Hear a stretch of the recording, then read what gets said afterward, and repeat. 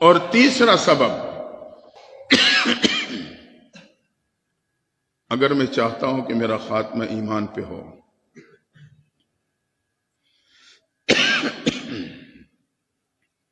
اللہ کی نعمت کا شکر ادا کرنا۔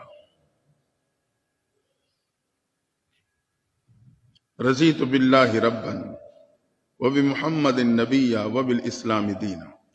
حدیث میں آتا ہے جو صبح شام تین مرتبہ یہ کلمات پڑھتا ہے، پیغمبر صلی اللہ علیہ وسلم فرماتے ہیں میں اسے ہاتھ سے پکڑ کے جنت لے جاؤں گا۔ تو اتنا سستا سودا، لیکن میرے اور آپ کی سستی کی انتہا کہ میں اس کام کو کرنے کے لیے تیار ہوں۔ رضیت باللہ ربا، شکر ادا کر رہا ہوں اللہ تیرے رب ہونے پہ راضی، وبمحمد النبی وبالاسلام دینا، یہ حقیقت میں رب کا شکر ادا کرنا ہے۔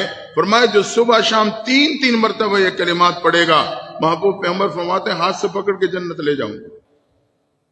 خاتمہ ایمان پہ ہوگا یقیناً،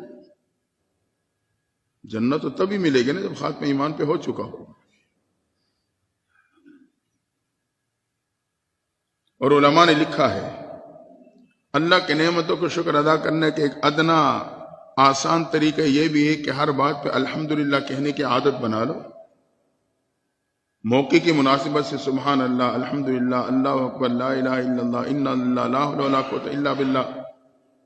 یعنی میری گفتگو اگر تسبیح، تحمید، تحلیل سے مزین رہی تو یہ قیامت کے دن میزان میں بھاری ثابت ہو جائے گی۔ وہ الگ بات ہے کہ آج کے نوجوان کی گفتگو گالیوں سے بھری نظر سنائی میں دیتی ہے، گالیوں سے مزین، جھوٹ اور غیبت تو یہ تو عام بلوہ ہے۔ تو اللہ کا شکر ادا کرنا، یہ خاتمہ بالخیر۔